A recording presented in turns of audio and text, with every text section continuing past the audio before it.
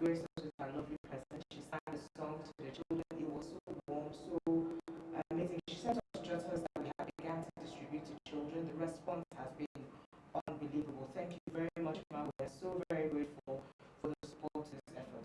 We also spoke about we also encourage parents to focus more on their children during this time of COVID-19. Children are at home.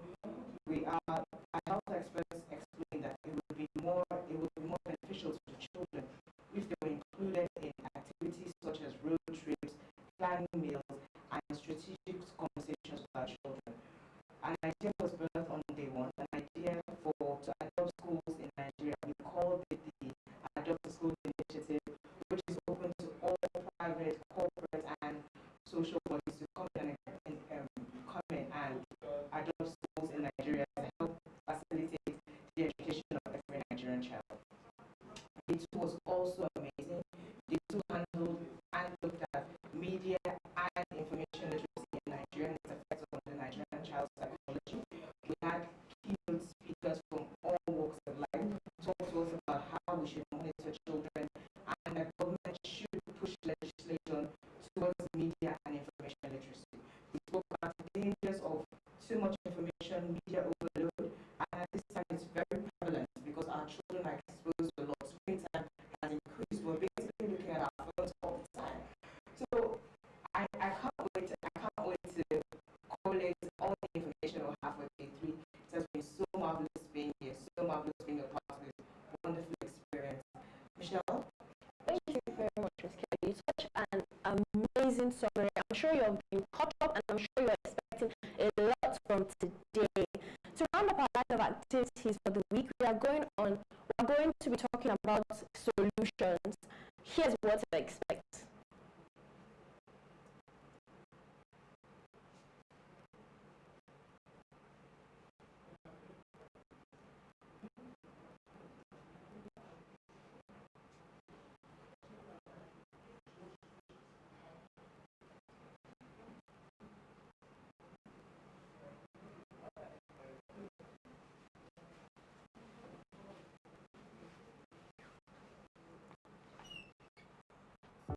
According to Wikipedia, blended learning or hybrid learning is an approach to education that combines online educational materials and opportunities for interaction online with traditional place-based classroom methods.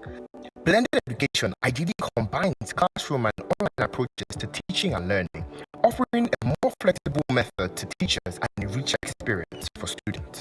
A respected 2013 report based in the United States concluded that students perform modestly better in a blended classroom than in traditional lectures. Given the catastrophic effects of the novel coronavirus on the educational system globally, many nations are looking into various methods of blended learning. Universities have continued classes and held final exams online, and even many private secondary and primary and nursery schools have begun to implement a type of hybrid learning to try and shorten the gap and save time. There are some advantages of blended learning, such as reduced cost on expansion and maintenance of infrastructures, improved safety of lives and properties of schools, reduction in national literacy levels, and so much more. However, some disadvantages such as poor power supply, inadequate skilled manpower, poor internet connectivity, and corruption by government officials are among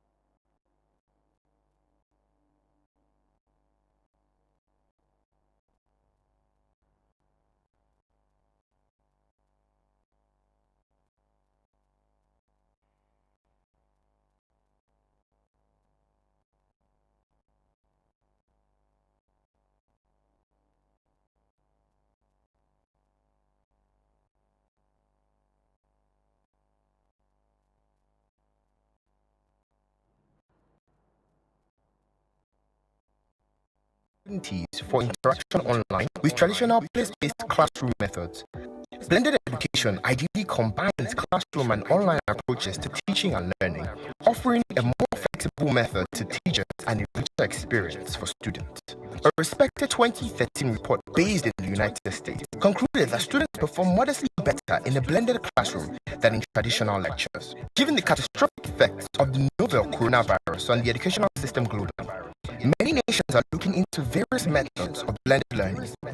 Universities have continued classes and held final exams online, and even many private secondary and primary and nursery schools have begun to implement a type of hybrid learning to try and shorten the gap and save time. There are some advantages of blended learning, such as reduced cost on expansion and maintenance of infrastructures, improved safety of lives and properties of schools, reduction in national literacy levels, and so much more. However, some disadvantages such as poor power supply, inadequate skilled manpower, poor internet connectivity, and corruption by government officials are among the identified challenges of adopting blended learning into the Nigerian educational sector. With pressure mounting and WAEC recently being reinstated for August 17, 2020, and secondary schools opening only for transitional classes, it seems like the Federal Ministry of Education, alongside the federal government, will need to sit back down and re-strategize on the way forward on an effective method for solving our educational problem. And it seems like blended learning may just be our only hope. Today's topic will be speaking on exploring the possibilities of blended learning for primary and secondary schools. Our panelists for today's session are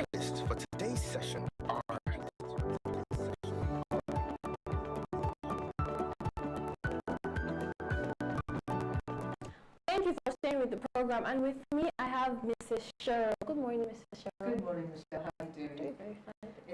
It's been interesting being here so far, despite the fact that given the topic that we're discussing today, we're talking about blended learning, and the audio that played just now talked about how it was a blend of traditional and online, and then he also talked about disadvantages. So when you have technical difficulties going on and on, that's clearly one of the disadvantages. But it's good to be back here in the virtual chat room, and it's good to be here with you, Michelle. Thank you very much, Mrs. Cheryl. Today's discussion will evoke a lot of positive responses from our participants in the chat room, especially when we start looking at possibilities inherent in blended learning.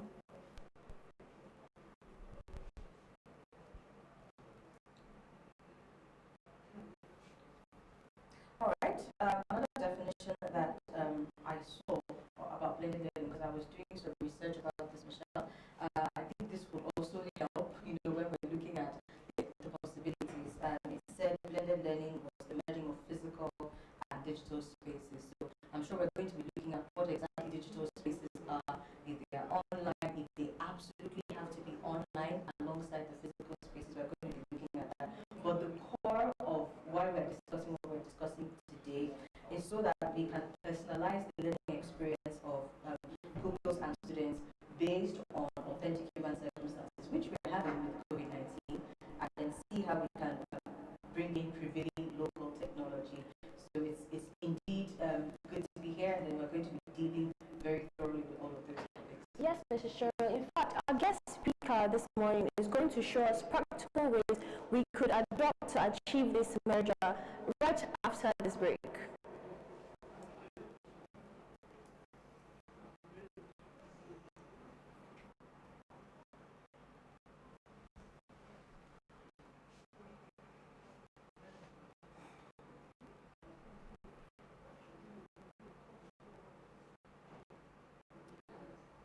All right, before we go on the break, again, technical difficulties.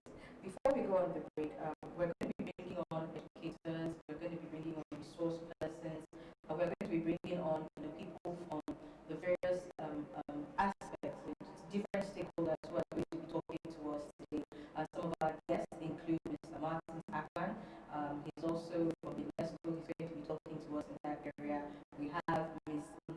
Zolushola Bankole. She's an educator as well. And then we also have our primary guest speaker for today, Ms. Cynthia Osage. She's the founder of Edu Create Hub. Yes, that's the name of her organization. So we're going to be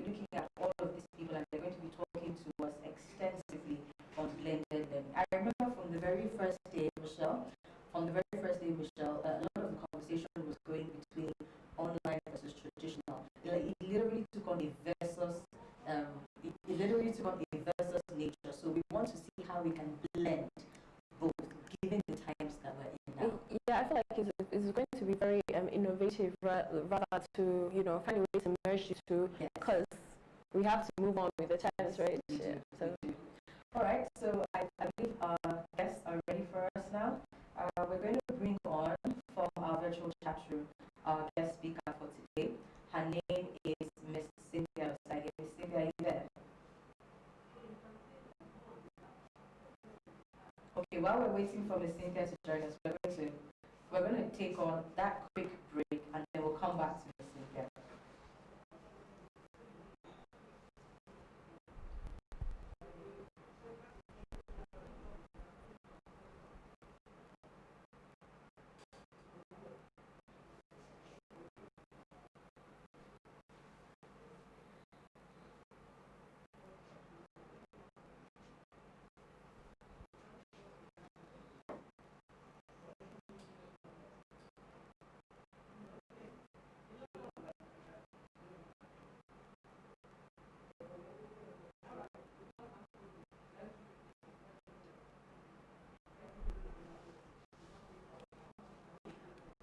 In secondary schools. From the 27th of July 2020 till the 14th of August 2020, tune in as parents, students, educational stakeholders, and legislative members talk on different topics from the online learning classroom to the decision. Thank you very much for still being with us. Our guest speaker for today is Ms. Cynthia Osage, the founder of EduCreate Hub Limited, Abuja. Good morning, Ma. Good morning. Can you hear me? Can you hear me? Miss Cynthia, are you there? Are you there?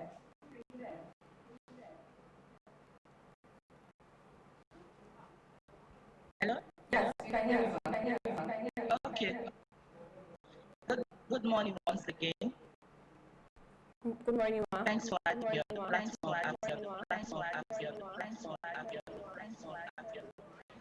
Okay, but we're having a bit of an echo. Can you hear us very clearly? Can you hear us very clearly, ma'am?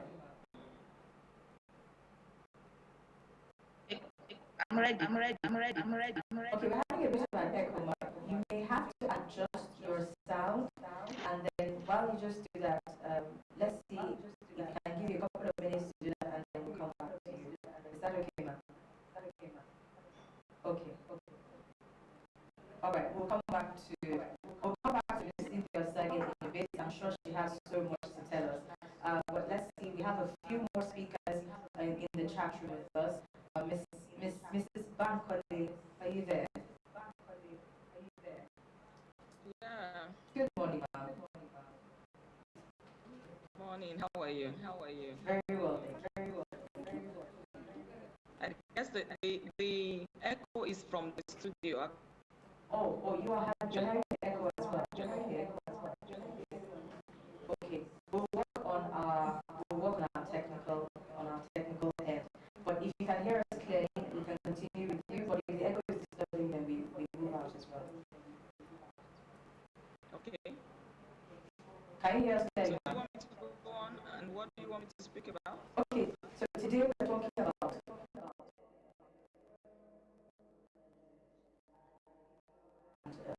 the owner of a store yourself. We would like to, I remember on the first day we did mention a couple of things concerning how even the government has to start looking at exploring blended learning as an option. So we'd just like you to tell us now, what exactly is blended learning to start with? Right. Blended learning is, as the name implies, blending. That's like blending the traditional face-to-face class with the online class. It could come in different proportion. In some schools, it could be 50-50, it could be 30-70, it could be 40-60, 60-40, 90-10, 10-90. But there is a blend. What it means, therefore, is that the teacher is going to have some sessions when he or she sees the student They have a time together to learn and to teach and learn. And then there is also the other part of the school process or the school procedure, where the students go home, or even sometimes in the school, they have to complete their work using online platforms to get their work done, to get their learning complete. And of course, there are different levels or different modes it comes. There is what is called the flipped learning, which requires that the children take, maybe the teacher gives like a video as an example, or a body of work, a body of concept sent to the children to research on or to read out and prepare. So by the time the children come back to school, they just have some discussion time, getting to have deeper learning from what the teacher has already sent to the students. So basically, that's what blended learning. I mean, you blend, you mix, something like that. Online, offline, or online, face-to-face, traditional classroom, online classes, virtual classes, mixed together. That's what it is. Okay, ma'am. So one of the biggest discussions that has, that has gone on and on during this pandemic is the fact that it seems like children in government schools are excluded. I know a lot of private schools, such as yourself, have adopted some form of online or even blended learning, but there's been a lot of discussions about the fact that children from government schools are excluded because they don't have access to devices, they don't have access to online and all of that. So the question here is, how possible, how possible, how possible is it that blended learning can be adopted? Because it's just like, she said during the introduction, we don't want there to be any exclusion whatsoever by the time schools reopen. So what are the possibilities for blended learning for children in government schools?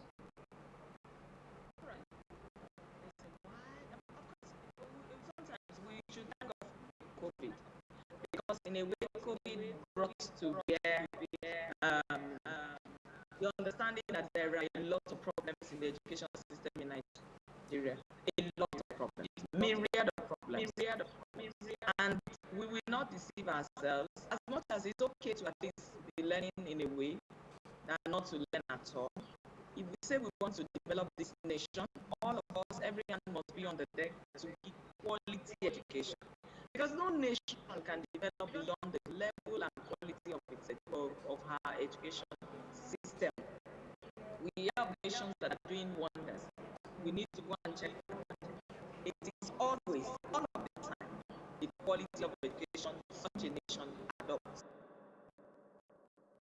So we want to fight corruption, we want to do this, we want to do that in this country.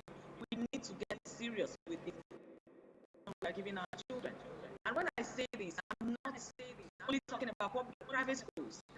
We need to get serious to give quality education to the children in public schools, and then there are a lot of low-cost private schools that are in that category as well. We need to be intentional as a nation. This is calling our education authorities, to please consider this. And that brings me to the point now that we shouldn't, sometimes when this conversation comes up, public school student, excuse me, he will provide tablets and internet access, what's it called, with data, yes, internet access, and then electricity for these students. They will do well with it. It's not a taboo for them. They can work with it. So if the government hands each public school student, or if each student in Nigeria, let me put everybody together, if they hand all the Nigerian students at all levels, primary, high school, university, if they hand them a device, tablets,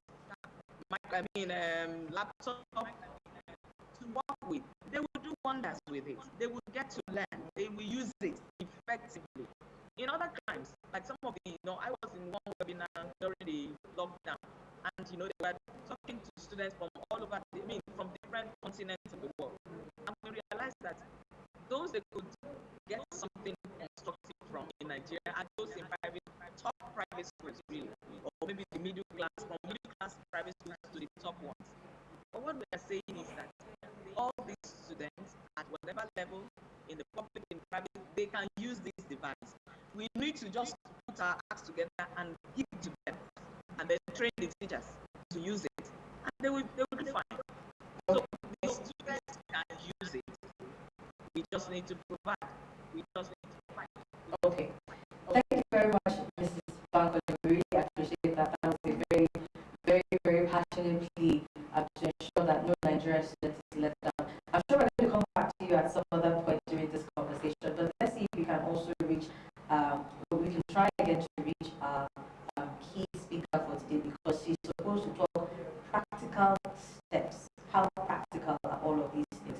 I know in the course of the conversations at some point, at some point there have been conversations like, okay, even if the children have devices, do we have electricity to power those devices? Yeah. Can they charge?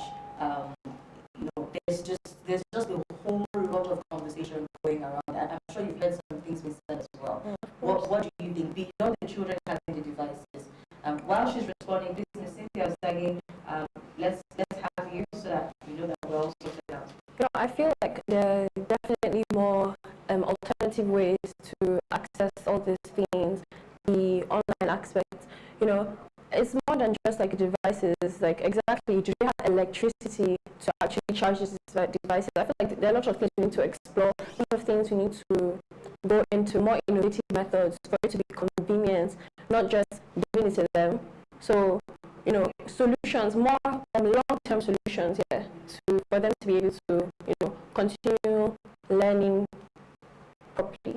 Okay.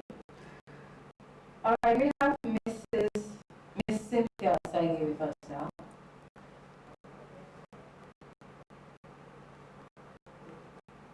Mr. Sagi, are you there? Can you hear us? Okay. While she's trying to come on, I would also like to just, okay, she's here. Miss Cynthia. Okay, could you unmute your mic? We see that you're talking, but we can't hear what you're saying. Can you unmute your mic? I've done that. Yes, yeah. Okay. Can you hear me now? Hello, everyone. Hear you, ma. Okay.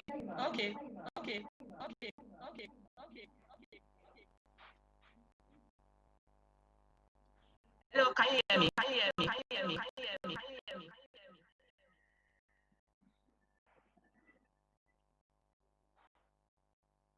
Okay, based on what Mrs. Bankole has said, she has spoken part of the points I have in mind. But I'll look at the area of technology, the use of technology by the students and teachers. Because everything in life had advantage and disadvantage. Like Ms. Bankole has stated most of my points. I'll give that.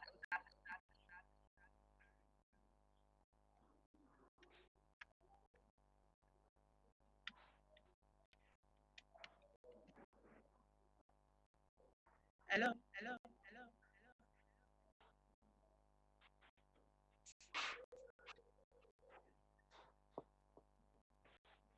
Okay. Giving everybody the tablets is a good one. But the first thing we have to look at the issue of technology, because most times everybody is mentioning technology. Is it everybody that is tech savvy? Is it everybody that is tech savvy? That's another question we should ask. And if yes, how many of the teachers, Nigerians, have access to internet? For the past 4 months, some of the teachers have not been paid. and so many things are ongoing in the country. And secondly, some are ready to learn, but there's no resources. And if everybody is provided the needed resources, I'm sure it will go a long way for us in Nigeria.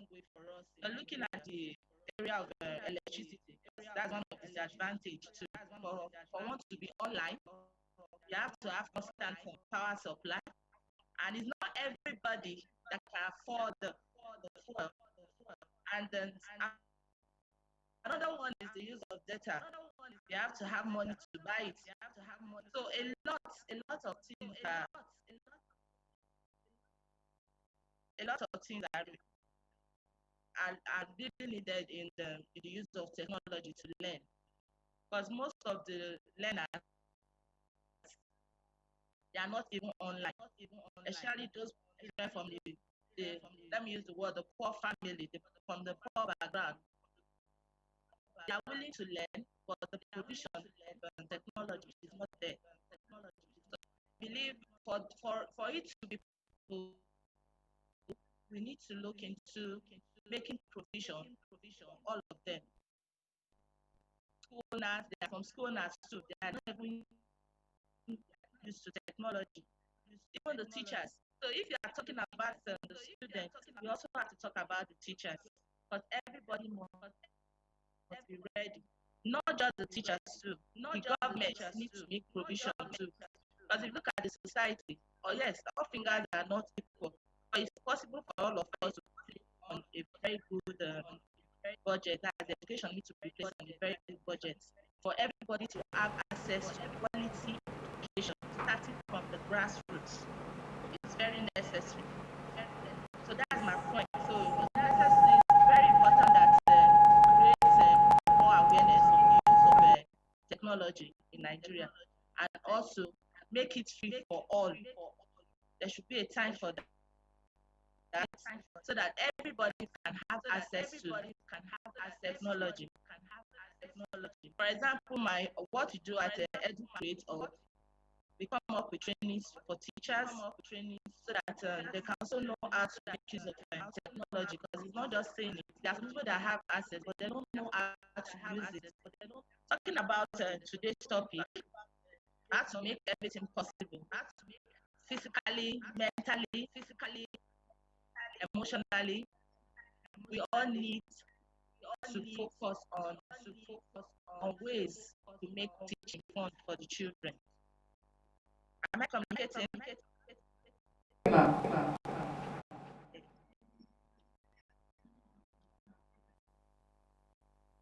Hello?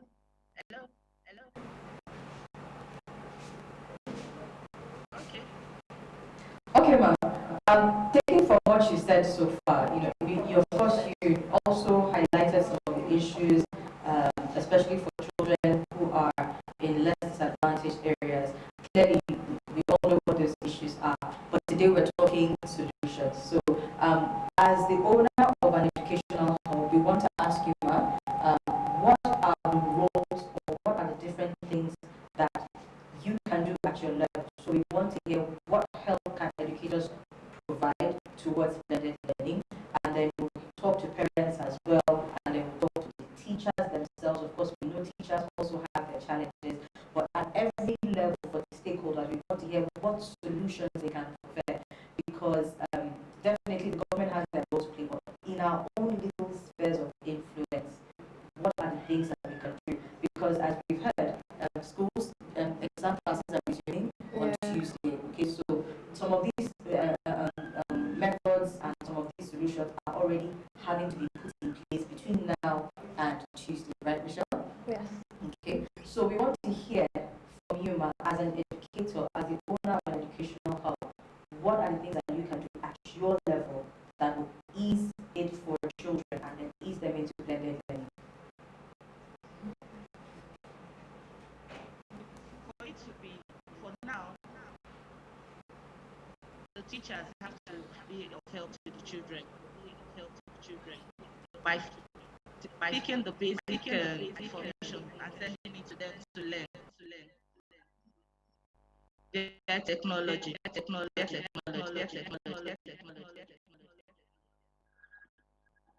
and also the government too need to place their roles too by providing funds for the teachers to buy data. Because for most times we are talking about at our own level, what can we do? The only way we can be of help is to send resources to the children via online. For the parents, they must know how to use those gadgets. For example, we have the Google Classroom where information can be shared. We have the WhatsApp where information can be shared. We have so many social media platforms where information can be shared. But it depends on the ones that the parents or the teachers can use effectively. Okay. Great. Thank you, Mama. Are there ways the teachers could, the parents, sorry, could like actually learn? For those of them who aren't really familiar with devices or technology, are there ways they could like learn, begin to learn, and maybe teach their children, or make it easier for the children to learn through that?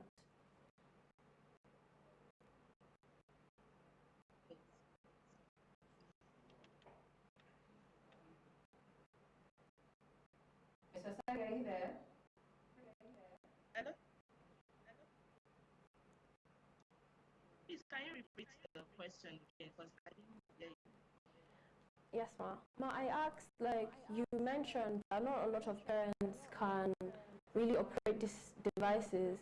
Is there a way they could learn, like, they could get familiar with technology or devices so it will make it easier for them to handle the learning themselves or for their children? You know, it will be easier for them to help their children in the learning.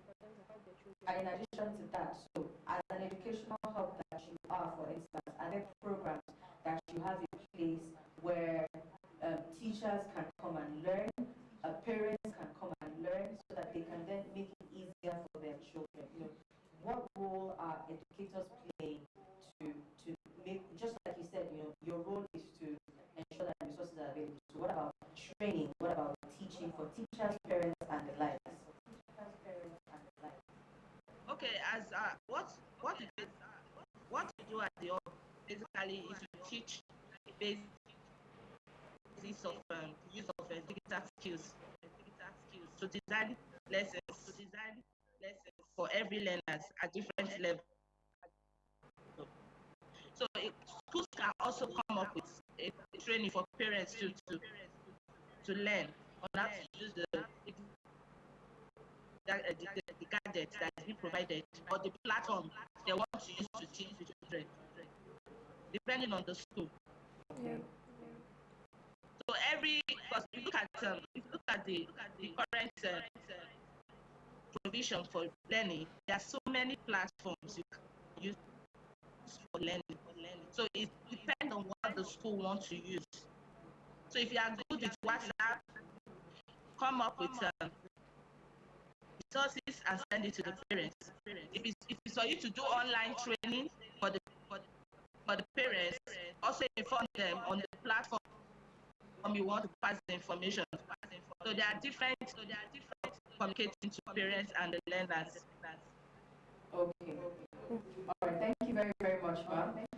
One final question for you, and then we'll open up the virtual chat room to, of course, our most important participants, who are the children. So we're talking blended learning today. We would like to hear from the children what their experiences have been so far, for those who have been online, for those who have not had any kind of form of learning at all. We would like to hear from the children. So please remember, children, before we finish with Mr. Sai, have your questions ready. Indicate if you're in the chat room just by raising your hand, and then we'll come to you. Or you can send a message in the chat room if you're in the chat room. Michelle is going to read out the numbers if you want to call in live on the show, and then if you want to participate on WhatsApp. So perhaps Michelle should read out those numbers, and then we'll ask Mr. Sagi our question for her. To join us to participate, you could call 08055996121. I'm going to say that again, 08055996121. And to send a message to our WhatsApp, you can send it to 55996919. I'll say it again, 08055996919. Thank you. All right, ma'am. Final question for you, Mr. Sadi, before we open the chat room. Okay. We're going to have one more speaker before we open the chat room. But Mr. Sadi, the final question for you. When we're talking about blended learning, of course, we're exploring the possibilities. So, from everything you have said, there's some form of online that is some form of online learning that you blend with the traditional learning systems. Which would you say is more cost effective for learners? And when I say learners, I mean both the teachers, parents, and the children. Which would you say is more cost effective, blended learning or the traditional system of learning?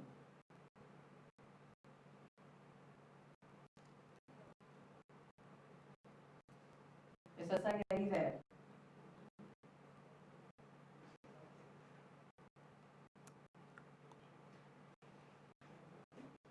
Hello? Yes, we can hear you, ma'am. Okay. I said blended learning is more, not that it's not effective, but you know that you have to look at the use of data. You have to look at those resources. Not everybody that can afford data to communicate with you. And the non-traditional way of learning also okay. But due to what is ongoing, we have to follow the work and follow this. So everybody has to look at the level which they can afford for now. That is my take. So our parents, schools owners, teachers, they have to decide on what is okay for them. By sending them assignments, resources, social media platforms, everybody should think of what to do to make it affordable for the children at this moment. Thank you. Okay. All right. Thank you very much, Ma. Mrs. Olushola Bankole sent in a message. Michelle is going to take that, and then we're going to bring on our next speaker before we open the chat room. So please, Mr. Martin Akwan, we're coming to you very shortly. Okay, Mrs. Olushola Bankole says, we can provide devices that are solar enabled if electricity is poor. This situation is exposing further that our education sector needs a surgery. Internet providers should provide cheap to free data for educational use. Thank you very much for that. All right, so can bring on our next speaker now, Mr. Martins Akwan. Are you there?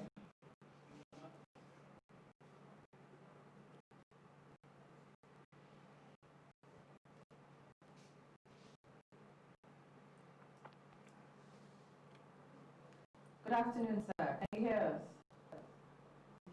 I can hear you. I can hear you loud and clear.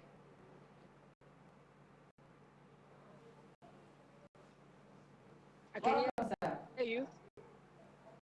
Yeah. Good afternoon. Good afternoon, sir. It's good to join you. Yeah, I can hear you. I'm enjoying the program. Okay, sir. Please, could you help us out by turning your phone so that it's in landscape? Can you turn it this way so that we can see you clearly? And then you need to face the light. You're backing the light so we can't see your face. If you could please turn your phone this way. My speaker is not loud.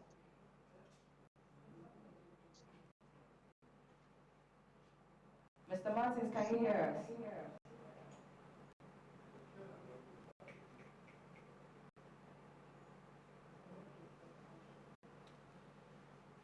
Hello, Mr. Martins. Okay, we seem to be experiencing some technical difficulties. Okay, Mr. Martins is there. Sorry. Is it okay? Is it okay now? We can hear you, sir. Could you please turn your phone this way so that we can see you clearly? Now. Change the orientation of your phone. Okay.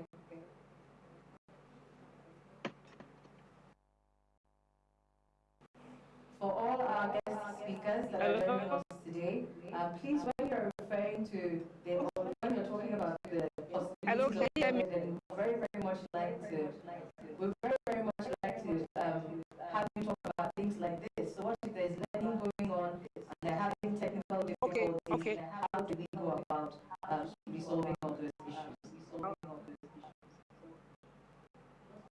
Okay, now what I've heard other speakers about is quite interesting in the issue of blended learning, especially with the COVID-19.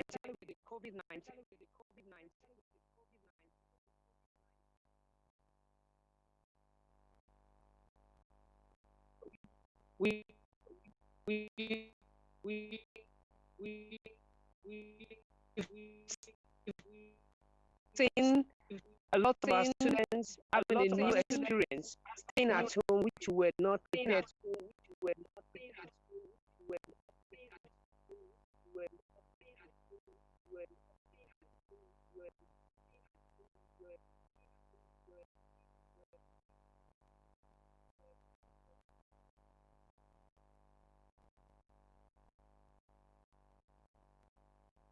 For, but we were, but we were, but we were, but we were. Mr. Michael, are you there? Your hand was up, your hand was up, your hand was up.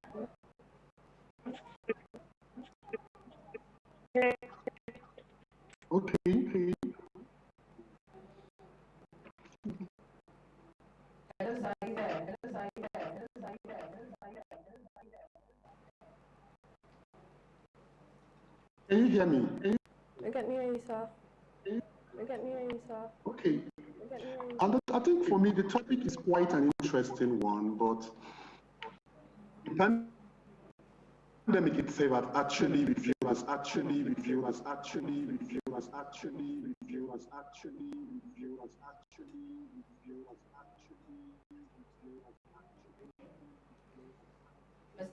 I think the pandemic itself has actually reviewed the state at which we are in our educational system. I actually listened to Mrs. Bankole when she was talking about the blended learning and all of that.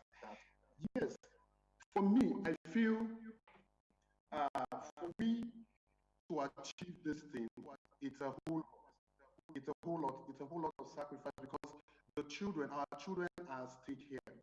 And then we don't know when this is going to end, and then we need to put all on deck to ensure that education gets to these children, even to the remotest part of the world, of the country. Now, the blended learning is a very interesting one. It's a very interesting system to adopt, because that's the future of education for now. As far as I'm concerned, that's the future of education for now. You know, where children will have to learn through the digital medium at the same time learn. Can you hear me? Can you hear me? Can you hear me? Can you hear me? So, yes, okay. Yes, okay. Yes, as I was actually saying, the blended learning is actually the future of education system right now. Like, I'm not going to be talking about, like, I'm looking at just the private sector, but the public schools. How do we make sure that education gets to the most remote parts of the country? You know, we cannot believe the state that they are, they must learn. So we must adopt this blended learning. And for me to even talk about education, we must look at it from the holistic part of view, where teachers themselves need to understand how these technologies are used. Because it's one thing for teachers themselves to understand how to use this technology, and it's another thing for them to be able to pass across what they know to their children, to their learners, and all of that. Now, in blended learning, for me, I believe in blended learning. I actually run a school per se, and I've seen my teachers do very well with the digital learning, because we're able to do a lot of engaging activity via the Zoom platform, and then the two were able to run even their top 10 assessments and all of that. We achieved that. But if we want to push this thing across board, it means we have to devise a means where we can blend it in such a way that those that are not able to do the online learning can go through traditional, maybe by putting times, allotting times,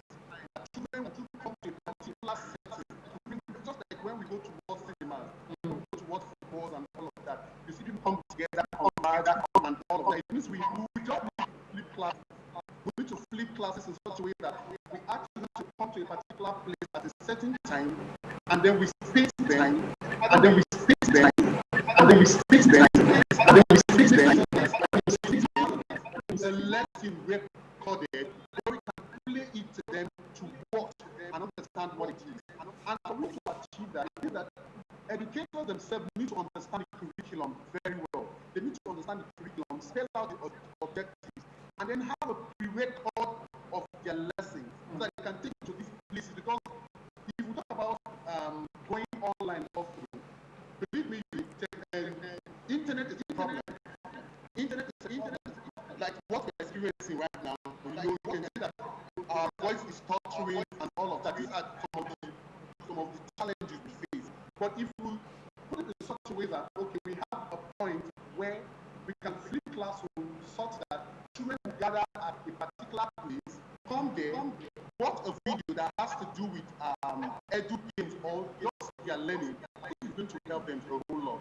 And in the part of the government, I think they've not done so much in the educational sector. They've not actually done so much because the educational system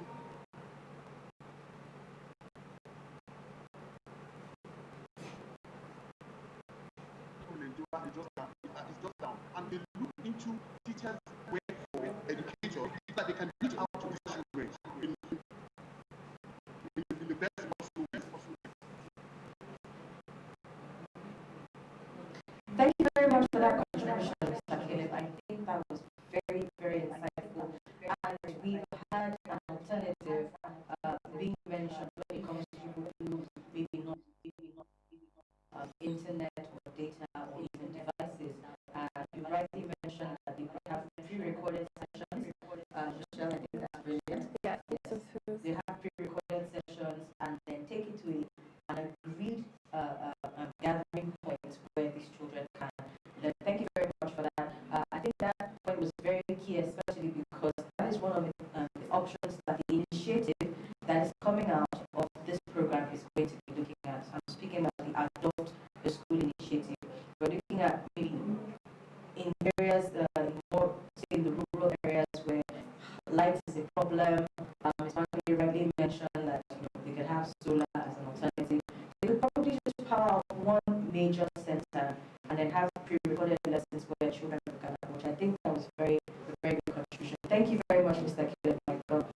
Do we have any other reactions from people in the virtual chat room? Okay, so remember, if you want to participate and you're in the chat room, you could just raise your hands, especially for our children. We want to hear from your personal experiences. What has it been like for you? I know a lot of parents were complaining at some point about the fact that it's more difficult for younger children when they are not in a traditional setting. So please, parents, we also want you to respond. What do you think about the alternatives that are being put forward? What would you say would work best for you? And of course, we know that our policymakers are also in the chat room. They're listening. Michelle? Yes. Yes. Okay. So people in the government are also listening to find out and know the roles that they have to play and see how we can all come together to make this work. All right. So I'm going to hand over to Michelle now to take over the reactions from the chat room. Yes, Michelle. I would really like to hear from the children, because we would like to know how you feel. How do you feel having classes online all the time? Do you miss your friends? Do you think it's better online, or do you really want to go back to school? We'd like to hear all these things, how you feel. Be free. This is for you. Anybody has a reaction? Anyone who wants to talk about anything? Go ahead.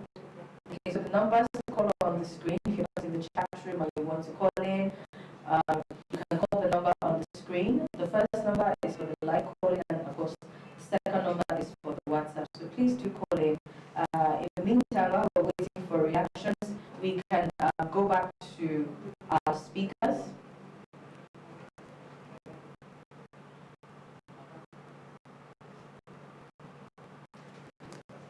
Mr. Martins, are you there? We had a bit of difficulty hearing you. Perhaps we can try again.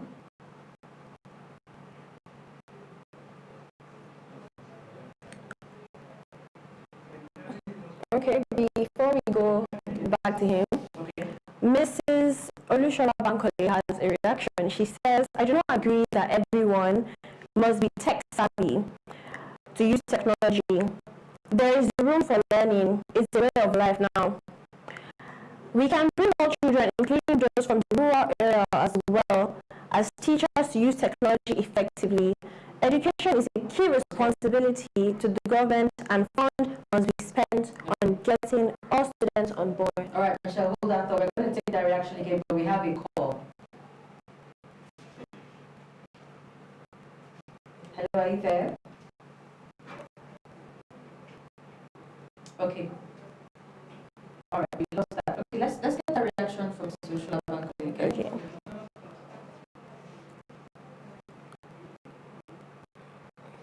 Okay, we can you please speak louder?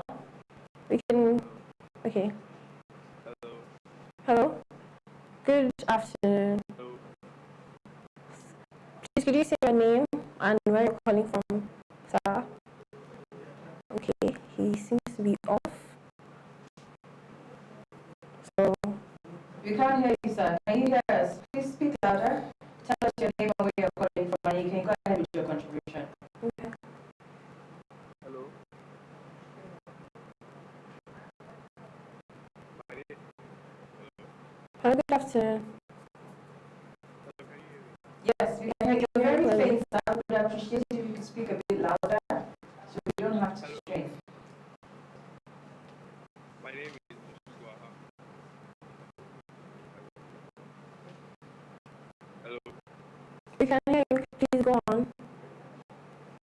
My name is Shuaibu. Okay.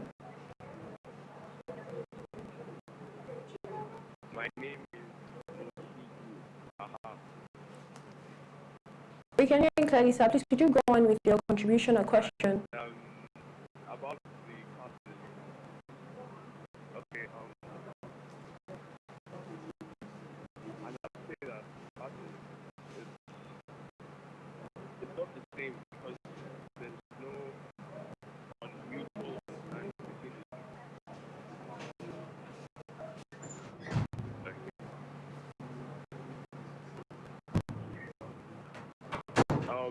I would say that the impact isn't too much because there's a mutual understanding between the teachers and students. For example, in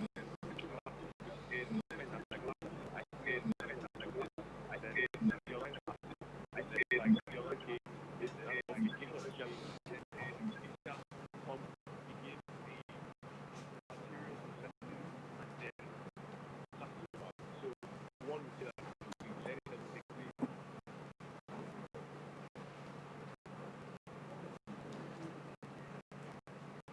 Hello, sir. Did you get any of that? Hello, sir, are you done?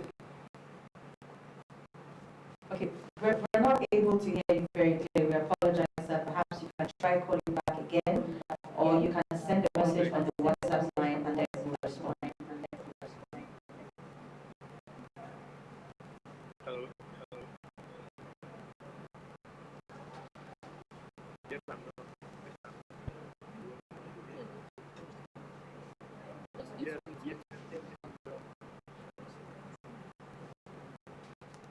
Can I say something? We seem to be getting a question coming from the chat room. It sounded like Mr. Martin.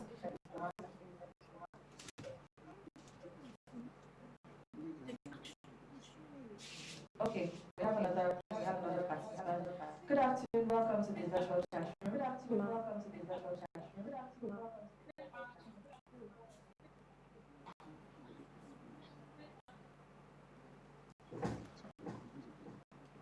Can you hear us now? Hello.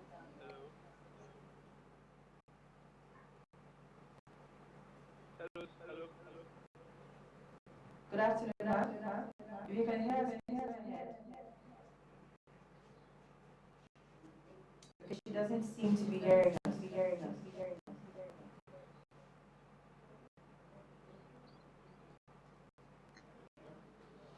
I can hear you. Okay. Okay, good afternoon, everyone. Can you hear me? Yes, we can. We can hear you.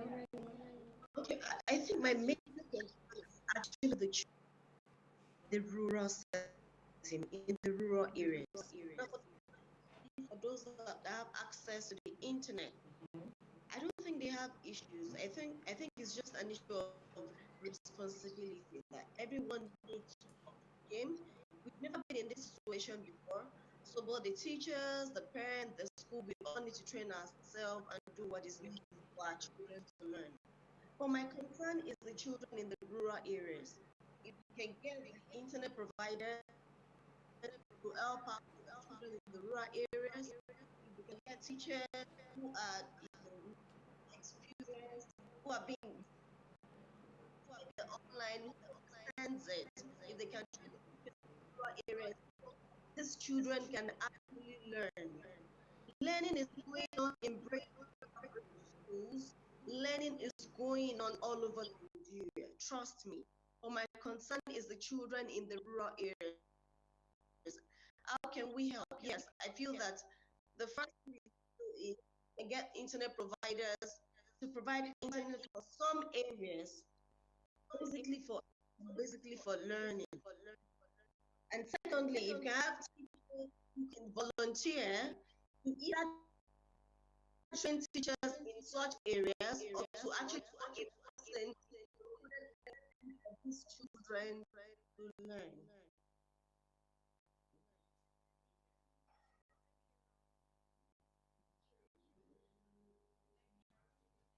Can anyone hear me? Yes, ma'am, we can hear you. Are you still there, ma'am? Okay, so Okay. that's my own take in all of this. And I know that, yeah, it's a new, we've never been in this situation before, so we are all learning. So we all learn. It will get better, but surely we all get there. But I think it's just a gradual thing. It also started in March. Some school find it a bit difficult, some teachers, but to an extent, we are all learning and we are doing it. Yeah, blended learning is the way to go. All the parents would make their effort. We teachers, we're going to make our effort. Trust me, online learning is fun. It's fun. Yeah, let's look at the positive. We always find a way to go about the internet or the data issues or some families don't have access to internet or some have access to either laptop or whatever device they need to use. But let's all be positive. We can do it. Online learning is fun, it is real, interactive, and children are learning. Yeah, lots of people talk about better learning is it's a bit expensive. Well, this is the situation we all find ourselves in. We don't have a choice. We all need to embrace it, and we all need to learn. Thank you very much, ma'am. Thank you for your contribution. We have another chat that came in on the chat room from Mr. Frederick Ozo, and he says, we don't deny the fact that online teaching comes associated with problems, but we can't continue to dwell on the problems. What we need are solutions, which are what we're trying to prepare today on the program. And he goes ahead to say parents need to prioritize their children's education, and this part I think is very key. He goes on to say training for teachers, training for students, training for parents. He says schools can train parents and children using tutorial videos, and we need that. We agree with you very, very much. Thank you, Mr. Frederick, also for your contributions. We hope to continue to get more contributions from people in the chat rooms. Michelle, I think so far we're getting closer to our goal. Yeah. When it comes to finding solutions. Two key things have been mentioned today. Training, very, very important, and also the fact that blended learning, especially the online aspect, does not necessarily have to mean it does not necessarily have to mean going on the internet. So just as Mr. Frederick rightly mentioned, he talked about tutorial videos, and Mr. Kenneth Michael also mentioned that you can pre-record. So in areas where there is no internet access, that's a wonderful alternative, which the Adopt School initiative is already looking into. Yeah, I think it's very nice. I like what Mrs. Bankole said, Oluwashula said. She said that you could have solar devices, and it is a very innovative idea. I also like the pre-recorded classes because not everyone has access to the internet directly, so you could always play them with a small group of students, children learning. You could play the classes you had earlier. It's just always very effective, and it's just nice to always think about all these things, especially in rural areas where there aren't electricity or they don't really have access to the internet. Yeah, so I think they're really amazing ideas that we're bringing out, solutions we're bringing out right now. Okay, so we're getting more reactions from the chat room. Perhaps Michelle would like to take us through some of those reactions. We've heard from Mr. Frederick Ozo, and Mrs. Olushola Bankole responded to Mr. Frederick's comments. Michelle, do you want to take that? Okay, so Mrs. Olushola says that he's right, that it's enough of flagging the problems. The stakeholders, parents, government, teachers, and students should begin to take responsibility. It was like what our last speaker said. She said it's about responsibility. It's about saying, oh, I want to do this, and being able to push through and say, okay, I want to learn, because you can't wait because everybody is learning. We need to push and be able to provide and help these people that can't. Mr. Ebenezer says that we should ensure to give them daily assignments to do, and then occasionally ask for assistance from their teachers and topics they have difficulty understanding. Okay, we're getting more reactions. We have one from Voda Jeffia. I agree with taking responsibility and taking action to seek solutions. They went on to say we need to consider collaboration, which is what the Adopt the School initiative is all about. So when we're talking about collaborating, we're saying for all the various stakeholders, we're hoping that this culture will continue to drive that. Where you are an internet service provider, you can collaborate. Where you are an educator, you can collaborate on training.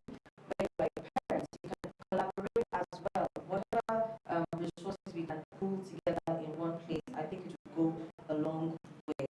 So yes, Jeff went on to say, get corporate organizations, financial institutions, and the like involved in providing support for the educational sector. All right, we are going to bring on Mr. Caleb Michael. Any other reactions? Mr. Martins also said that he believes blended learning will be the solution to the 21st century learning. We can interface traditional classrooms and learning with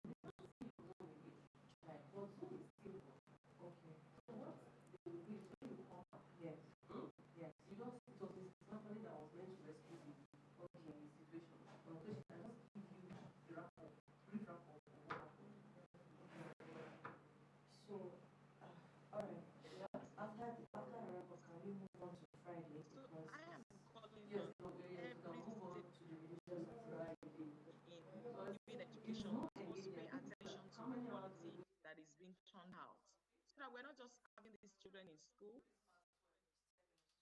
whereas they are not providing the quality. I mean, they're not getting the quality they should get. Of course, we will feel the impact later in life, later on. The impact of COVID-19, we are seeing the impact already.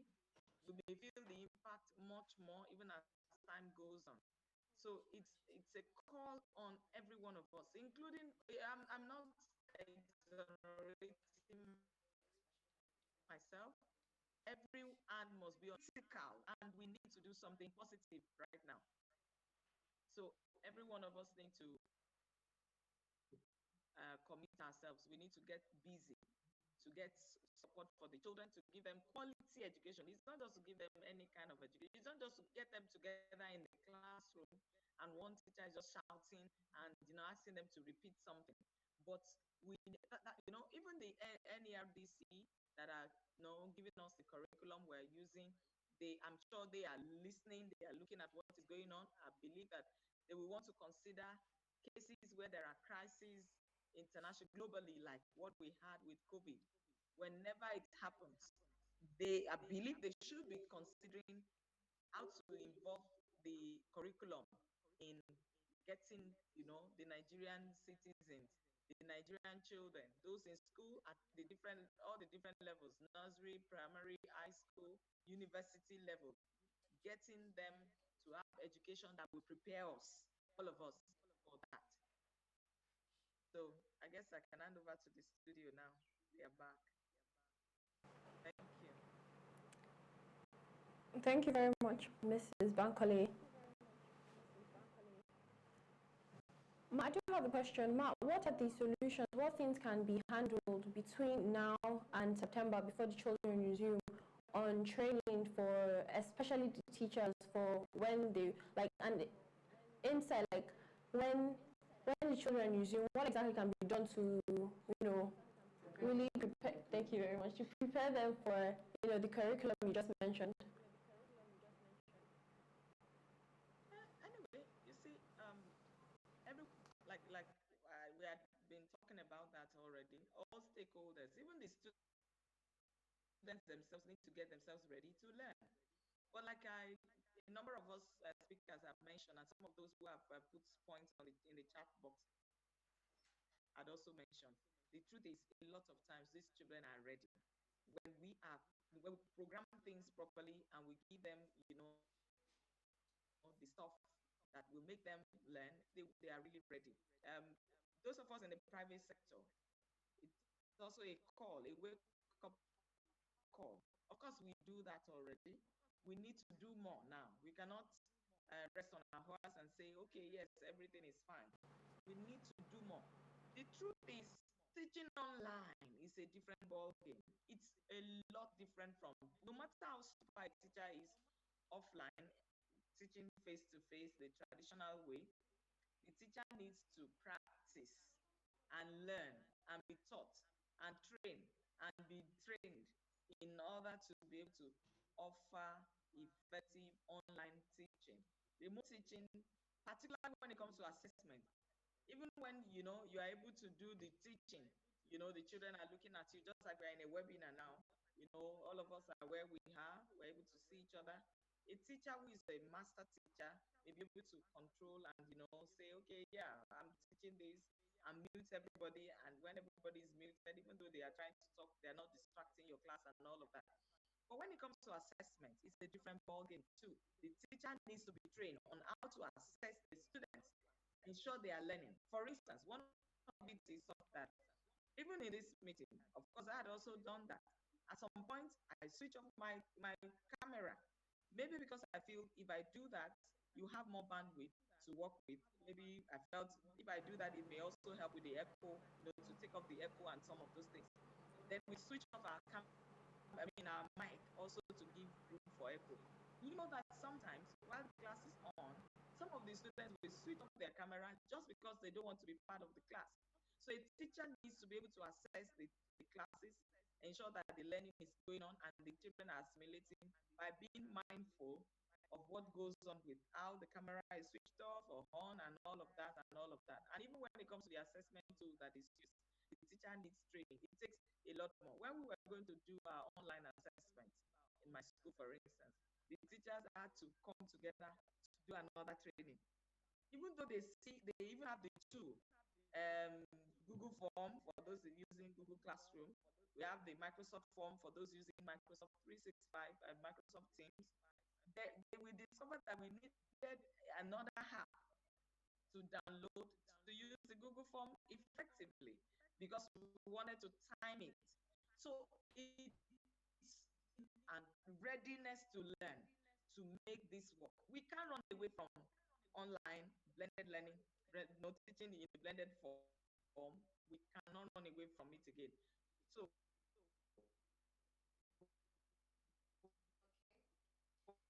Thank you very much, ma'am. We're still hoping to get reactions from more people in the chat room. Okay. So we would like to hear very much from the children. Please, if you are in the chat room and you have a child with you there, you can please put them on. Let's hear from them. This program is about them. It's about their state of mind. It's about what they're experiencing and how they're feeling. So please do endeavor to put a child on if you're in the chat room as well. We have some reactions still from our speakers in the chat room. Michelle?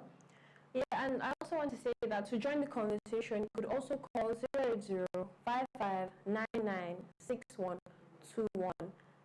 080 5599 6121. And for WhatsApp, 080 5599 6919. 080 5599 6919. In the chat room, we have a reaction from Mr. Martins Akman. He says, we saw our children who have no blended education being emotionally disturbed with the COVID-19 challenges. And Mr. Frederick also says, colleges and faculties of education should endeavor to train teachers to fit into the 21st century that is technologically driven. The truth is that the incorporation of technology in education leaves much to be desired. Okay, so I have a question, especially being a parent myself and having experienced online learning. I wouldn't call it blended learning. It was online learning strictly during the period. There were parents who outrightly refused to participate in the online learning. Some of them mentioned that there were challenges with data, there were challenges with devices, and these are parents in private schools.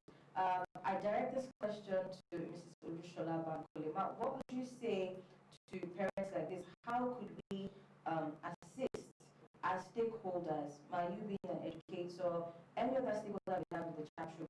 What are the things that we can do to assist parents? Now, you won't, I'm not sure if government will be able to fit in directly into this, but are there any other alternatives, are there any other options that we can suggest so that parents who are weighed down, some of them maybe had 2, 3, 4 children and they had one device.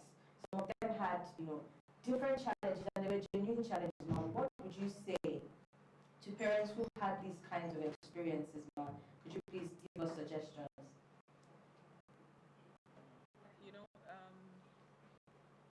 These are things we actually experience this period. We have parents who did not, join on time across the schools actually, who felt, no, I don't want to do online classes for my children. They will start doing this and that and that and that. The truth is, we need to get these children prepared. Because we can see that a lot of businesses are going online generally. So when it is their time, that's the way they will do business, that's the way they will work. A lot of them may need to work at home, from home. A lot of them will do less of going to physical places to get things done. Those that are businessmen and women among them, they will sit in their homes and then their businesses are running. We need to prepare them for that. And we need a lot of conversations with parents. Some are held back because they don't know that the benefits of online learning can outweigh the disadvantages there are. And the disadvantages can actually be dealt with and done with. One, if the quality of learning is engaging for the children, if they're not just sitting and looking at a teacher who is so boring and just talking and talking and talking, if the teacher can come up with a lot of um, um, slides, videos, and then in the process of the teaching, the teacher is coming up with assessment tools like Kahoot, and there are games, educative games that are being played in relation to what the teacher is taught. Is teaching rather than being taught. We realize that the children will really effectively learn. So we need to engage the parents who are afraid. I can be, I can be sure you can be sure that a lot of parents are getting to has come to stay. And like I said, even public schools, because the disadvantages that these children in the public schools have during this pandemic is, it's going to create a lot of gaps in learning between them and those that were able. And even within schools, private schools, like you mentioned, where some parents were laid back at the initial stage, you will notice that some of them are at a point when they saw the impact and the effect on the children of their colleagues, of friends, and other parents, they are beginning to open up. But what is also important is every school, every teacher needs to plan well before that is started. It's not just to rush into, hey, let us also all, because everybody is on Google Classroom, let's also do Google Classroom. But it is about planning well, letting the parents also buy into the idea. It may actually, the point is, the cost some of them are paying, what they are paying buying hard books, may go into buying devices now. Those are conversations we need to also begin to have. We may need to, a lot of the publishers, if you check very well, they are beginning to go e-books. They are beginning to come up with e-books for their textbooks, because we do lots of flipping of books right now. The children will need to have e-books to use, and the cost that the parents were paying for textbooks that are hard books and paper books may therefore just simply go. When parents know that some of these options are there. Also, for instance, in FCT NAPS, one thing we are also, it's still ongoing, to reduce the burden of parents who are afraid and are like, we don't want to do online because they felt it's going to cost them a lot more. Definitely, it's more. Generally, education is expensive. Normally, any quality education is expensive. Let's forget that, we're seeing what we are seeing in Nigeria. It is expensive. And, that's why we're also still calling on government that even the private schools need support of government to get the quality education to the grassroots. Now, if the cost of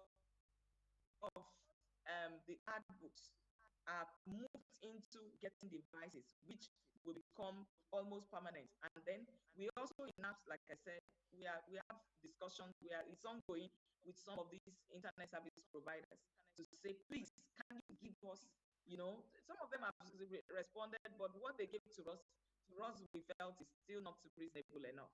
If you are just giving us 5% off what parents are paying now, maybe a parent that gets 15 gig or 5,000 naira per month, and such a parent is feeling that if you can get it for like 2,000 or 2,500, it will really be good. Those are conversations that need to start happening rapidly now. We have started, like I said, and I know that when parents know that we are doing this much for their sake too, they will not be that laid back or that afraid to come on board. Thank you very much, Ma. Thank you very much, Ma. We have a reaction and question from Mr. Martins Akpan. He says, we must introduce innovative learning processes to help curb the mental psychology and state of mind excesses of our pupils and students during the pandemic. And the question goes as, how can this be done? Please, Mr. Michael Caleb, can you hear me? Okay, we'd like to have Mr. Caleb Michael respond to this. Is he still in the chat room? Mr. Caleb Michael, are you there?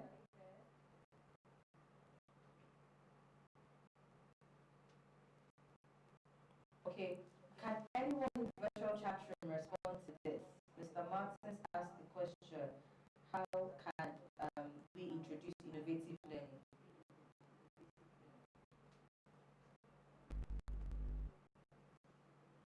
Okay, while we're doing that, we have a very interesting suggestion from Madam Vona Jeffia. She's also in the chat room. She said Google Nigeria has been involved in training students. Can we engage them at this time to provide support and training for our public schools? Okay, that's also a question. I believe the Adopt a School initiative can consider reaching out to them, because again, we're looking at partnerships across board, all the stakeholders. I believe this was in response to having internet providers. Google Nigeria is a very, very interesting body to have on this initiative. Perhaps we can even have Ms. Bona speak more on this. Ma, are you in the chat room?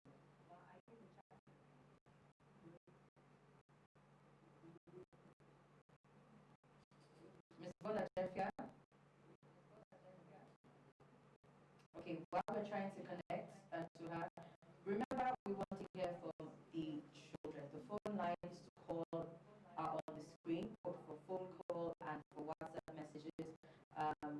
We would very, very much like to hear from the children. I keep stressing on this. Okay, Madam Fona is here. Good afternoon, ma'am. Good to have you here. Welcome. Good afternoon. I'm glad to be here.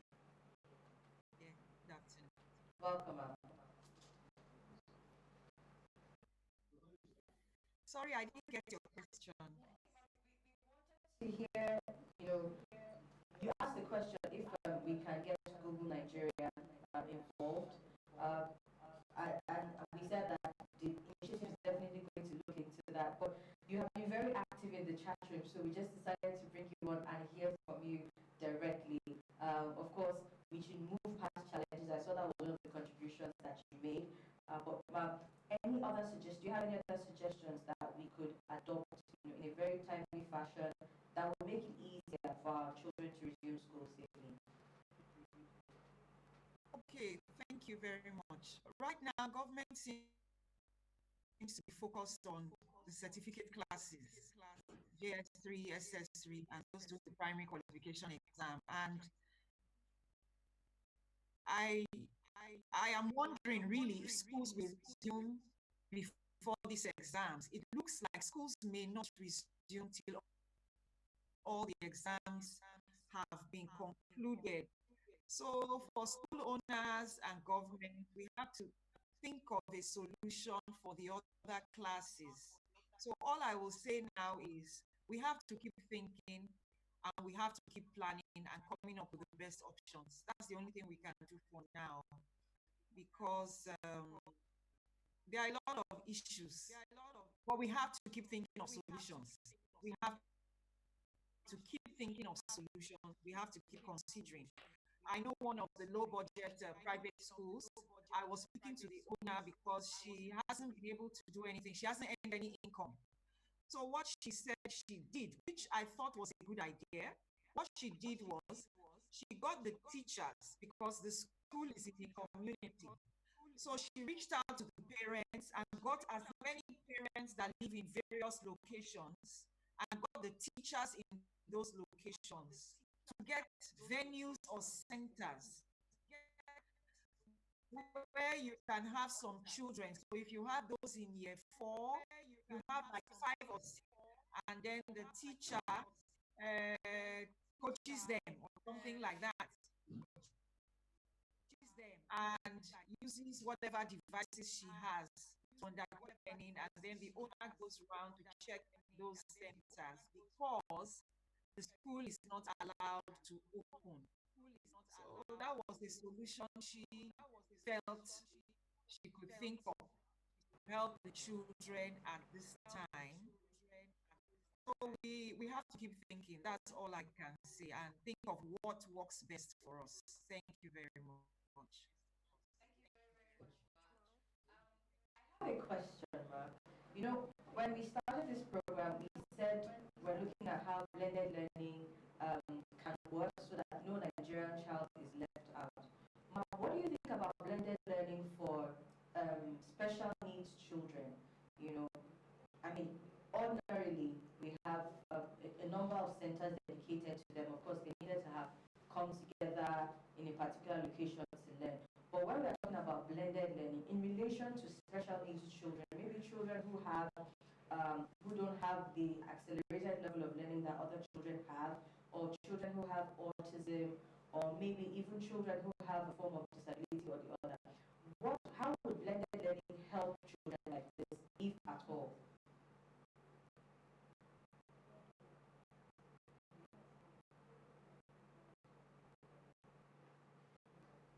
Madam Vona, are you still there?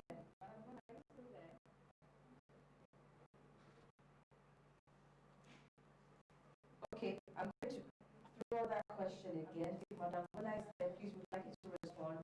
But in case Madam Vona is not there or she didn't hear the question, then we very much like for anybody who is in the virtual chat room to respond.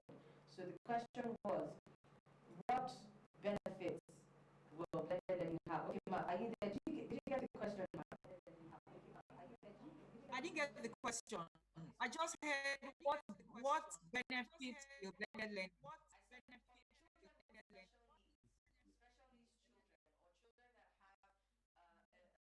A different type of learning rates. Maybe their pace is a bit slower than you have for other people. Children who have dyslexia, for example, children who are autistic, or even children who have a form of disability or the other.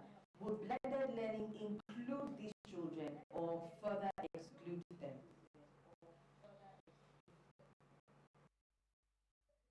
Regarding blended learning, right now, the challenge seems to be,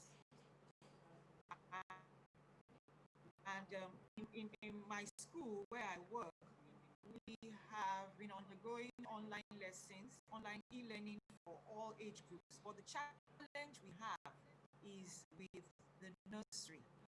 And parents seem to have this impression that, oh, if they don't have exams, we won't take it seriously. They are more focused on the classes that have exams. And we have found out that in nursery 2, or nursery 1, we have at least 3 children who are struggling, and they seem to have some learning disabilities and difficulties. And the teachers are recommending that they repeat.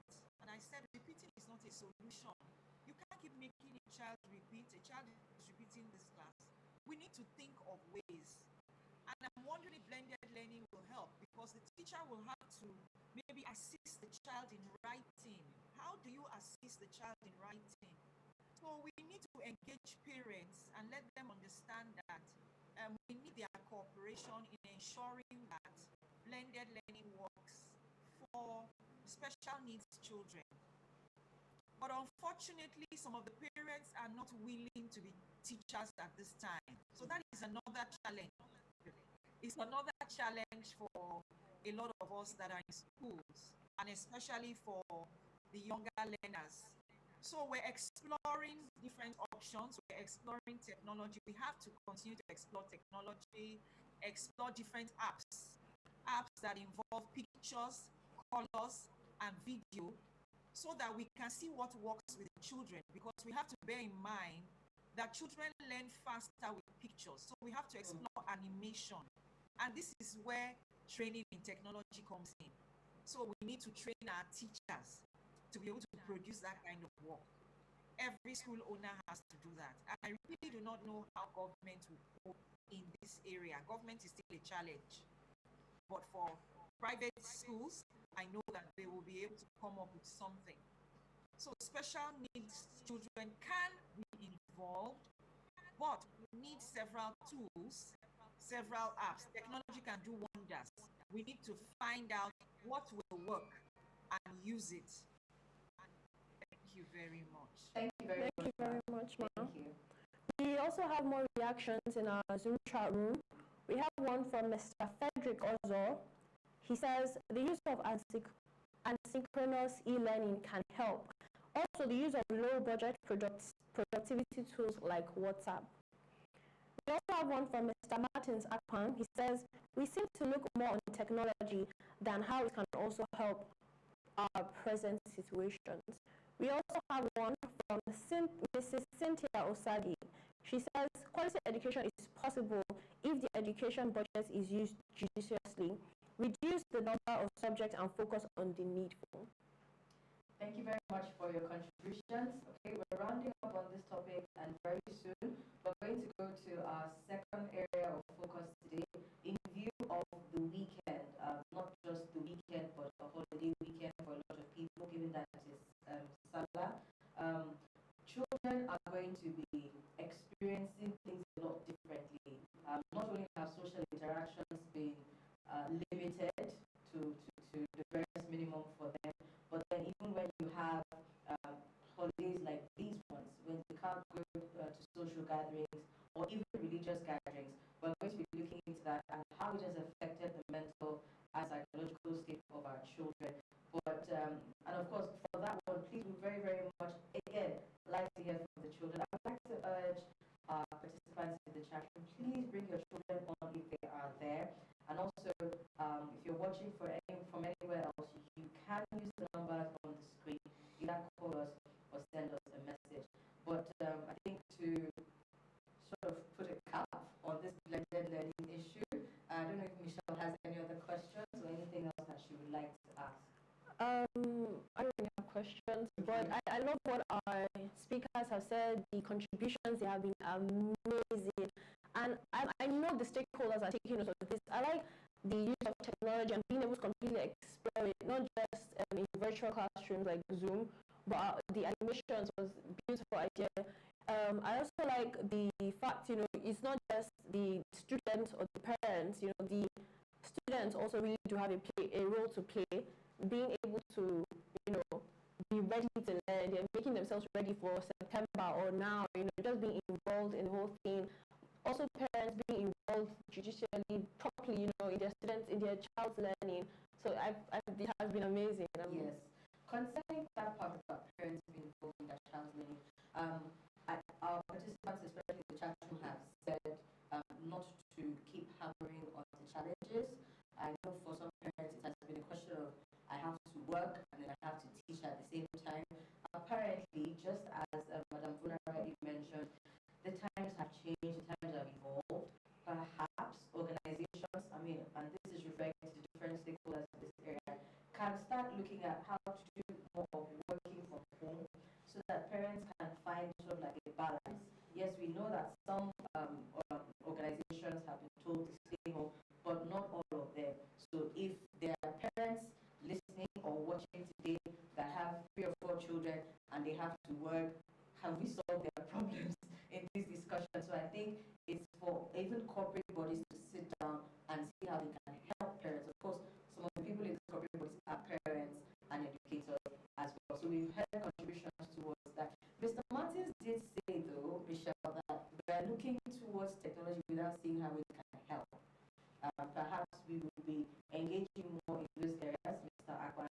I would very much like to have you on again. The discussions continue even next week. So please, if there are any ways that you have seen that technology can help beyond what has been discussed today, you can still please talk about it, sir, so that we can all find a way for the children. All right. I don't know if you have any more reactions from the chat room. Is anybody there in the chat room that still has something to say or something to contribute? Please indicate so that we can take it.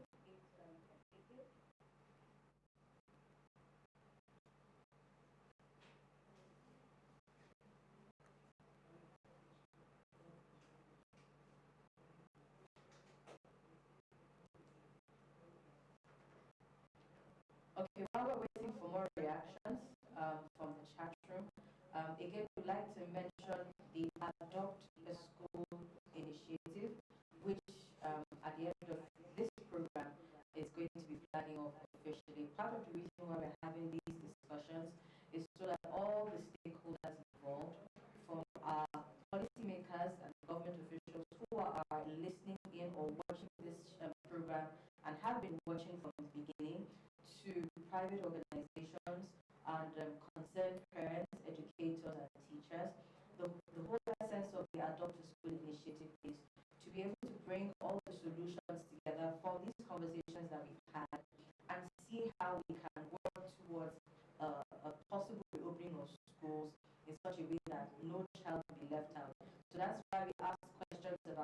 special needs children, Michelle. We asked questions about what government can do and suggestions we provide to all of these things.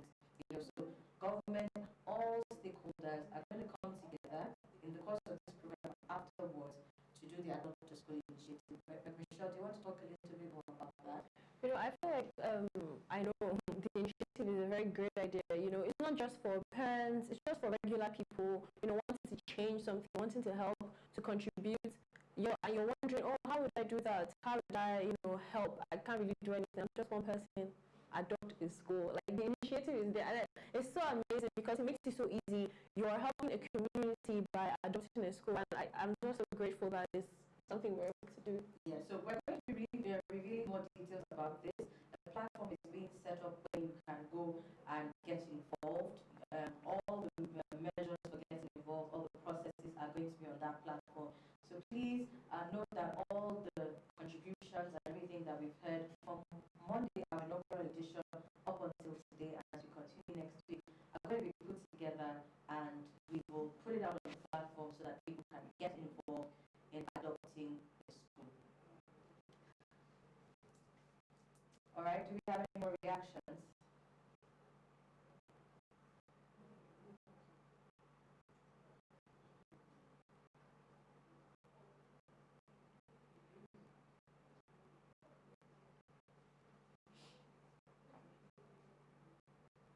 Okay, remember the lines to call are on the screen, 08055996121 if you want to call in live.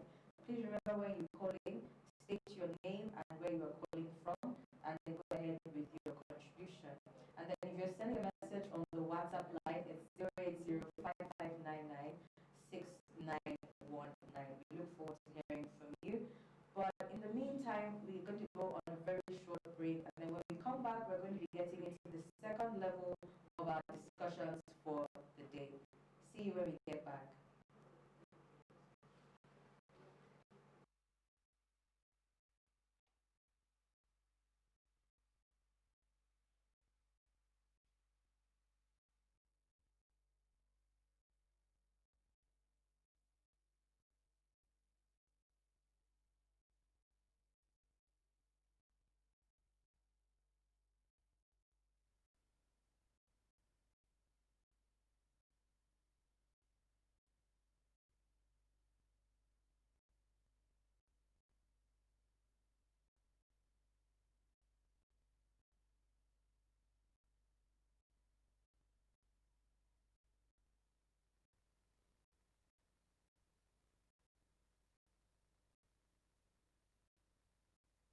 And even many private secondary and primary and nursery schools have begun to implement a type of hybrid learning to try and shorten the gap and save time.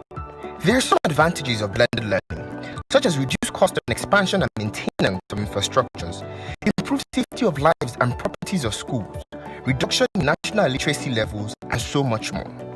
However, some disadvantages, such as poor power supply, inadequate skilled manpower, poor internet connectivity, and corruption by government officials are among the identified challenges of adopting blended learning into the Nigerian educational sector.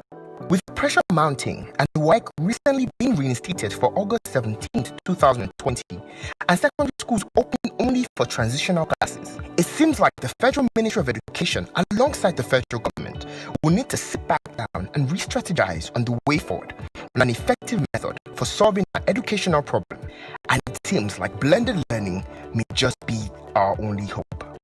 Today's topic will be speaking on exploring the possibilities of blended learning for primary and secondary schools. Our panelists for today's session are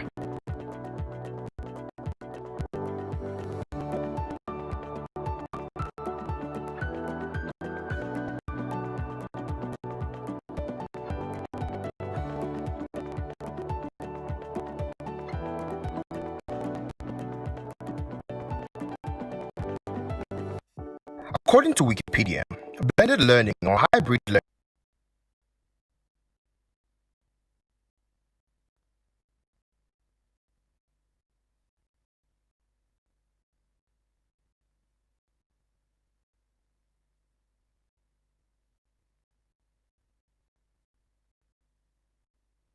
spread rate of the virus. coronavirus. Zeitgeist Aesthetics, in collaboration with the National Association of Proprietors of Private Schools, NAPS, concerned parents and educators present a virtual chat room on the theme COVID-19 and its effect on the mental, psychological state of mind of the Nigerian child in primary and secondary schools. From the 27th of July 2020 till the 14th of August 2020, tune in as parents, students, educational stakeholders, and legislative members talk on different topics from the online learning classroom to the decision and execution of the GSSE and WAEC exam. To participate, send your questions, concerns, and contributions on 0805 599 6919 or calling on 0805 599 6121. For more information and sponsorship, send us a mail through info@hearnigeria.com and call or text us on 0805 599 5121 or 0805 599 6919. The guarantee of our children's well-being is a collaborative effort. We should all pitch in to help our children and help our society.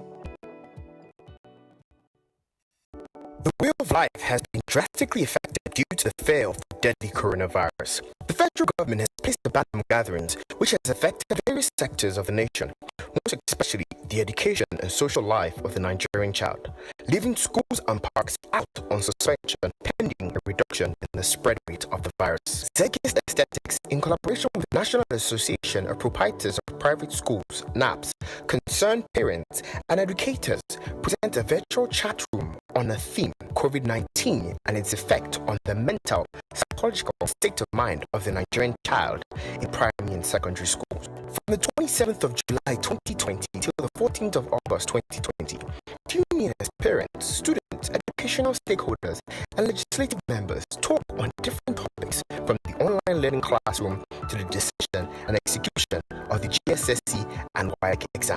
To participate, send your questions, concerns, and contributions on 0805 599 6919 or calling on 0805 599 6121. For more information and sponsorship, send us a mail through info@hearnigeria.com and call or text us on 0805 599 5121 or 0805 599 6919.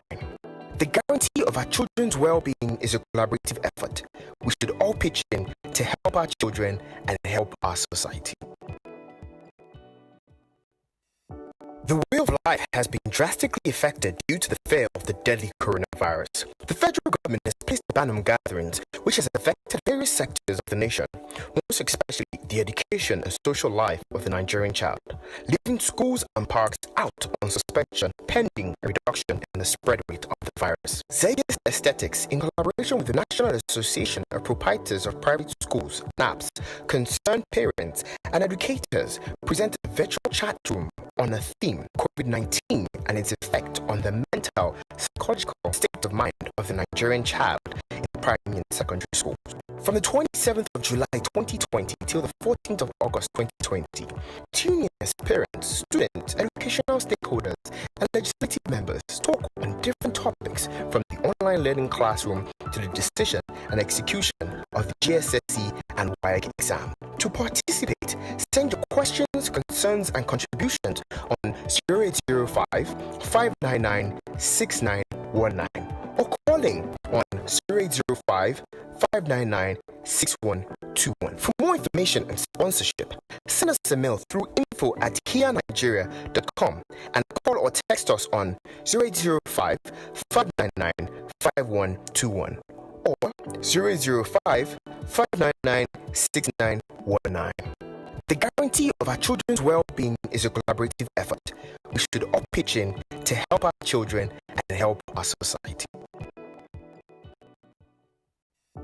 The way of life has been drastically affected due to the fear of the deadly coronavirus. The federal government has placed a ban on gatherings, which has affected various sectors of the nation, most especially the education and social life of the Nigerian child, leaving schools and parks out on suspension recommending a reduction in the spread rate of the virus. Zeitgeist Aesthetics, in collaboration with the National Association of Proprietors of Private Schools, NAPS, concerned parents and educators, presents a virtual chat room on the theme COVID-19 and its effect on the mental, psychological state of mind of the Nigerian child.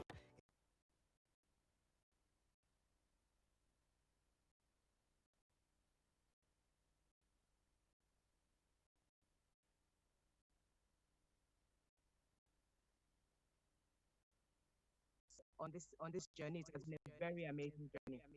I will also like to say because it shows that we all have the interest of the child at heart.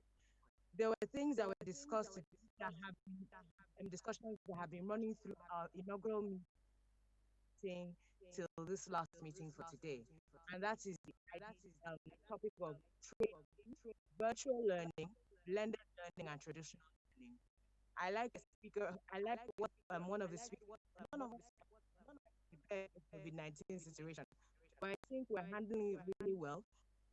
We're having conversations that really matter towards bringing education to the disadvantaged and even the advantaged Nigerian child, because our children cannot be left behind at this point. We talked about we talked about addressing issues like virtual learning and setting up virtual learning centers, well, virtual learning centers for children in underprivileged communities. This is part of one of our initiatives that was birthed from this program, the Adopt a School in, which opens a door to private individuals, corporate individuals to come and assume responsibility of schools in different locations in Nigeria, in different local governments in Nigeria, take up this responsibility of amenities, facilities, and to make these schools ready for our children to return when schools are finally reopened. We also included in the initiative using community centers. We have something in our culture called viewing centers where people gather around to watch sports events and things like that. The idea that was birthed from this was to take these sports centers, these viewing centers, and use them as virtual learning centers for children. Well-equipped teachers, where well-trained teachers would be given permission to hold virtual learning classes in this school, where the center will be equipped with solar or some form of electricity with subsidized internet and a device that could assist these children and enforce their learning. So we are all having conversations that really matter. And I want to thank Mrs. Bankole very much for being such a great resource person, because she spoke greatly about virtual learning, and this is the way a blended learning system is the way we should be going moving forward to make sure no Nigerian child is left behind. The recap of the events of today were prioritizing education for children. An education budget needs to be followed. We need to pay attention to the learning needs of our Nigerian children. There are a lot of gaps in our learning. We need teachers trainings to be done. Our teachers need to be equipped for classroom management. Mrs. Bankole actually taught classroom management. I was very impressed that she taught classroom management, online classroom management. So these are trainings that are happening in smaller communities, but we need to bring these trainings to bigger communities and equip our teachers well to handle our children. As growing up, I used to say children are the future of Nigeria, and our children are the future of Nigeria. We can't continue to say that education is expensive. And if we do not educate our children, our nation does not have a chance to be in the 21st century. Who knows what else is going to be thrown at us? So we all need to come together as a think tank and find ways to adopt schools, to get more ways of training our children in disadvantaged communities. Nigerian children deserve better. Nigerian children need to learn. They need to meet places so they have a fair and level playing field.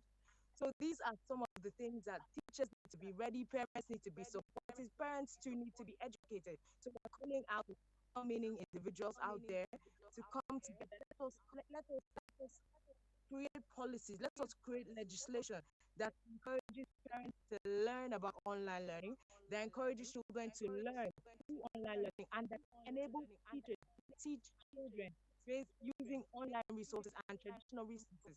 If the pandemic, if the spread rate doesn't cease, our children will still need to get educated, or else they will hold us responsible for the things that they missed out in this period. Their social development is already hindered because they are not allowed to grow and flourish as they would. But we should not also deny our children basic education. Education is the right of every Nigerian child. We would like to call on stakeholders, people to please support the Adopt a School program. You could reach us on all our social media handles to learn how to be part of this program.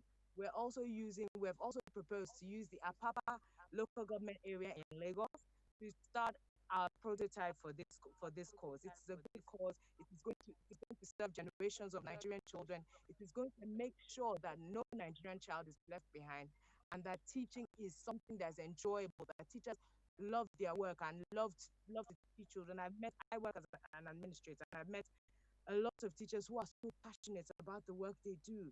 But because the structure is not in place, because there are a lot of things lacking. And we should actually be grateful for COVID-19, because COVID-19 has exposed the things that is lacking in our educational industry. I compare what we have now with what with what I grew up learning, and there's still so much room for improvement. There's still so much room for improvement. So please follow us on our social media handles, ask questions, send emails. The Adopt a School program is real. It's an initiative from this particular event, and we would like to call on stakeholders, call on corporate bodies, come adopt a school. Let us set up community centers to help our children and equip their learning. It has in Kelly Donovan Secretariat and Repertoire for the ZA virtual chat room. Thank you so much, and I hope to see you. I hope to see you on Monday with our next edition. Is the studio ready?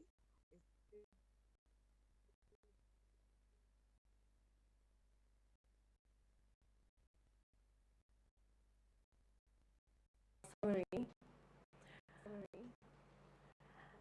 Given that it is the beginning of the weekend and a public holiday as well, what are the things you miss the most about not being able to interact, and what are the alternatives you have been able to come up with during this pandemic? Okay, so this question is addressed to children, just in case as we round up, if we have any more reactions, we would very, very much want our children to respond to this. But while we're waiting for those responses, Michelle, you want to wrap up?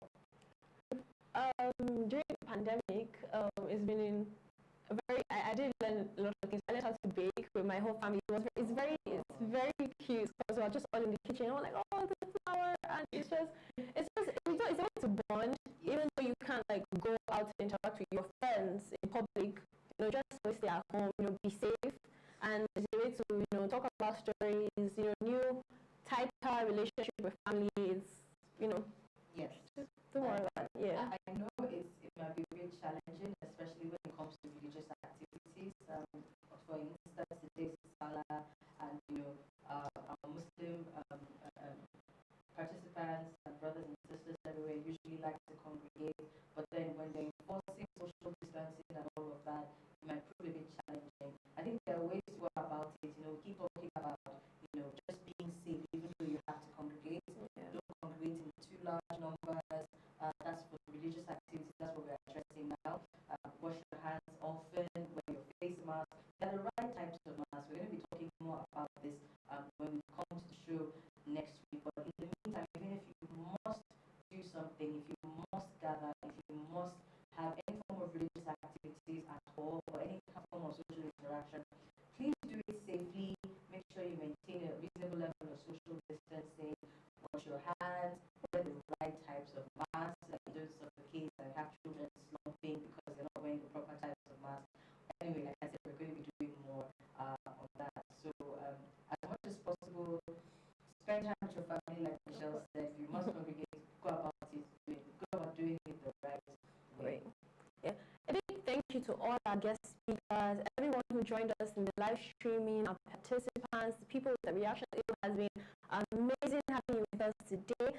And just to remind you that our streaming days are on Mondays, Wednesdays, and Thursdays for the next 2 weeks. and see you and Fridays. Yes. Sorry, Mondays, Wednesdays, and Fridays. See you on our next streaming. We're streaming next live on Monday, the 3rd of August, and 5th of August on Wednesday. Sorry, and Friday also the 7th of August. I also want you to know that it's from 11 a.m. to 1 p.m. and execution of the GSSE and WAEC exam. To participate, send your questions, concerns, and contributions on 0805 599 6919 or calling. Remember what we're discussing next week, or rather what we're going to be discussing next week on Monday. We're going to be looking at the proposed resumption of schools on the 4th of August. Federal government has said that exam classes, the junior secondary, the JSS3 and SS3 will resume on the 4th so that you can prepare for exams on the 17th. We're going to be looking at the level of preparedness of children's well-being is a collaborative effort. We should all pitch in to help our children and help our society. what measures have been put in place by everyone concerned. The way of life has been drastically affected due to the fear of the deadly coronavirus. The federal government has placed a ban on gatherings, which has affected various sectors of the nation, most especially the education and social life of the Nigerian child, leaving schools and parks out on suspension pending a reduction in the spread rate of the virus. Zegis Aesthetics, in collaboration with the National Association of Proprietors of Private Schools, NAPS, concerned parents and educators, present a virtual chat room on the theme COVID-19 and its effect on the mental, psychological state of mind of the Nigerian child in primary and secondary schools. From the 27th of July 2020 till the 14th of August 2020, tune in as parents, students, educational stakeholders, and legislative members talk on different topics from the online learning classroom to the decision and execution of the GSSE and WAEC exam. To participate, send your questions, concerns, and contributions on 0805 599 6919 or calling on 0805 599 6121. For more information and sponsorship, send us a mail through info@heanigeria.com and call or text us on